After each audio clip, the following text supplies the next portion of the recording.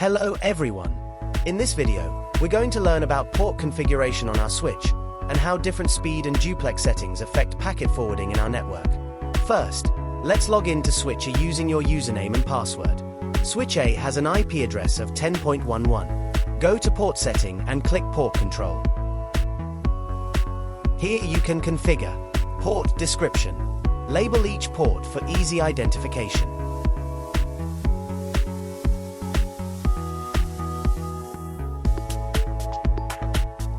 Speed. Options include 10 megabits per second, 100 megabits per second, 1 gigabit per second, or 10 gigabits per second if supported. Duplex.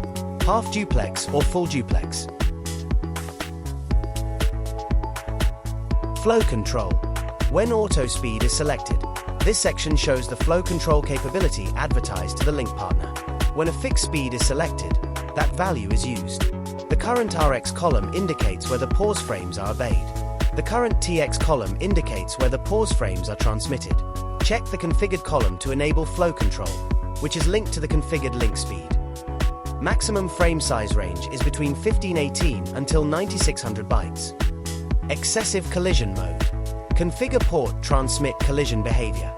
First is discard, means drop frame after 16 collisions, default.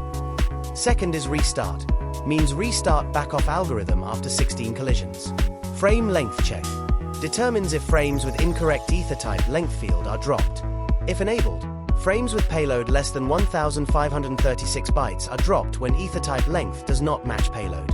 If disabled, frames are not dropped for length mismatch. Before setting speed and duplex, here's how O-ring switch behaves. Auto plus auto becomes good link. Auto plus 10 megabits per second FDX HDX becomes bad link. Auto plus 100 megabits per second FDX HDX becomes bad link. Auto plus 1 gigabit per second FDX becomes bad link. 10 megabits per second FDX HDX plus 100 megabits per second FDX HDX becomes link down. 100 megabits per second FDX HDX plus 1 gigabit per second FDX becomes link down. 1 gigabit per second FDX plus 10 megabits per second FDX HDX becomes link down. Matching speeds and duplex on both sides are the best link. Let's test these behavior on our Switch A and Switch B. Auto plus auto. Both links become 1 gigabit per second FDX. Auto plus 10 megabits per second HDX.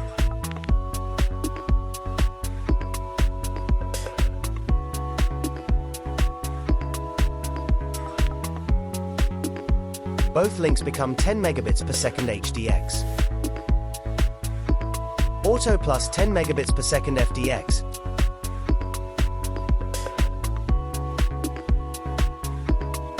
Switch A keeps 10 megabits per second HDX. Switch B changes to 10 megabits per second FDX. This why it becomes a bad link.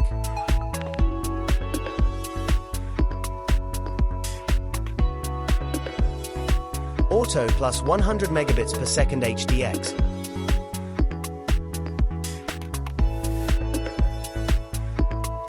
Both links become 100 megabits per second HDX. Auto plus 100 megabits per second FDX.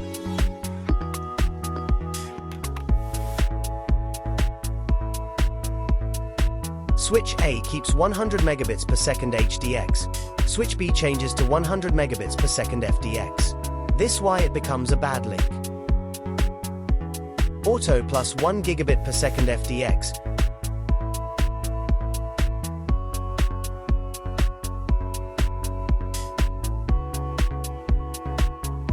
Both links become 1 gigabit per second FDX.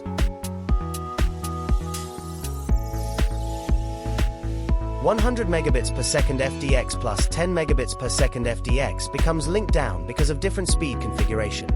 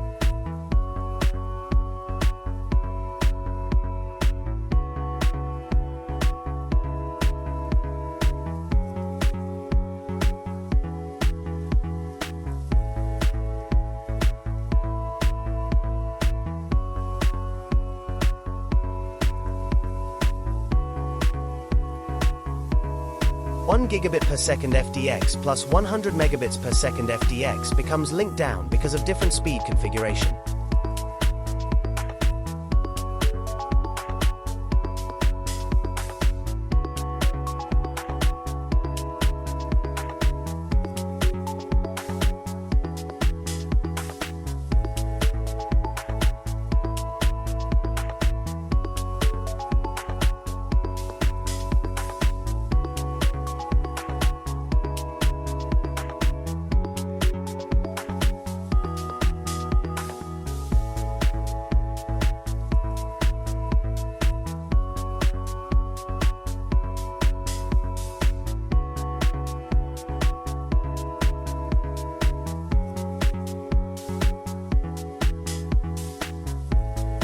Ten megabits per second HDX plus 10 megabits per second HDX becomes the best link.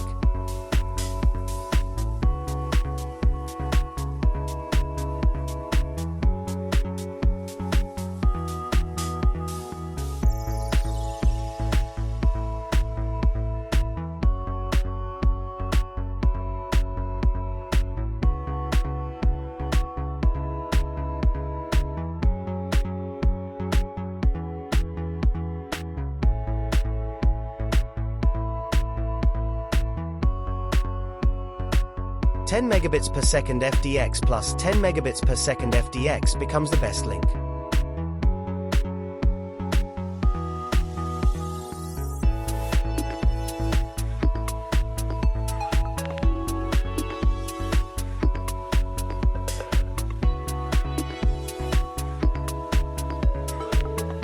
One 100 megabits per second HDX plus 100 megabits per second HDX becomes the best link.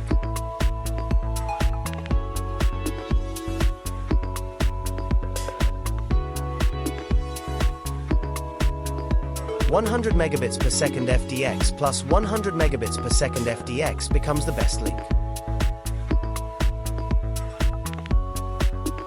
1 gigabit per second FDX plus 1 gigabit per second FDX becomes the best link.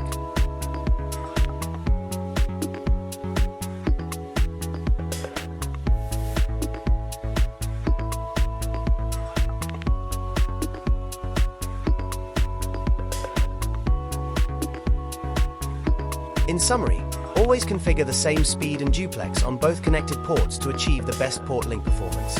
Congratulations! You've now learned how to configure port speed, duplex, flow control, and frame settings, and how these affect the network link quality.